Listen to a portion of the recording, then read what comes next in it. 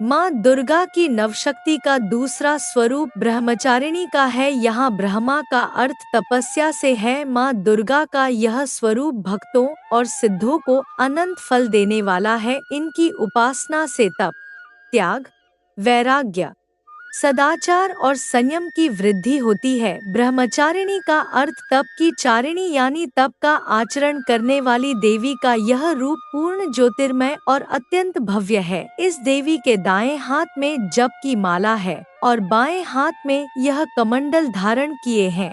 कथा के अनुसार पूर्व जन्म में इस देवी ने हिमालय के घर पुत्री रूप में जन्म लिया था और नारद जी के उपदेश से भगवान शंकर को पति रूप में प्राप्त करने के लिए घोर तपस्या की थी। इस कठिन तपस्या के कारण इन्हें तपश्चारिणी अर्थात ब्रह्मचारिणी नाम से अभिहित किया गया। 1000 वर्ष तक इन्होंने केवल फल फूल खाकर बिताए और 100 वर्षों तक केवल जमीन पर रहकर शाक पर निर्वाह किया। कुछ दिनों तक कठिन उपवास रखे और खुले आकाश के नीचे वर्षा और धूप के घोर कष्ट सहे 3000 वर्षों तक टूटे हुए बिल्व पत्र खाएं और भगवान शंकर की आराधना करती रहीं।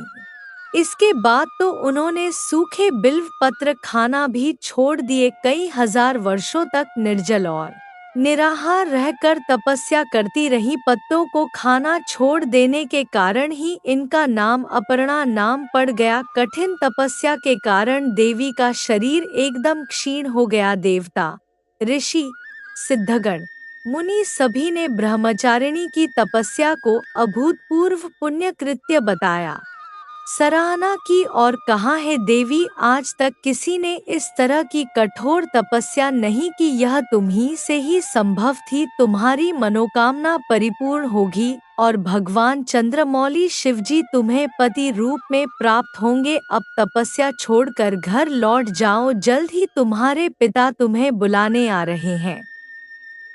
इस देवी की कथा का सार यह है कि जीवन के कठिन संघर्षों में भी मन विचलित नहीं होना चाहिए। माँ ब्रह्मचारिणी देवी की कृपा से सर्व सिद्धि प्राप्त होती है। दुर्गा पूजा के दूसरे दिन देवी के इसी स्वरूप की उपासना की जाती है।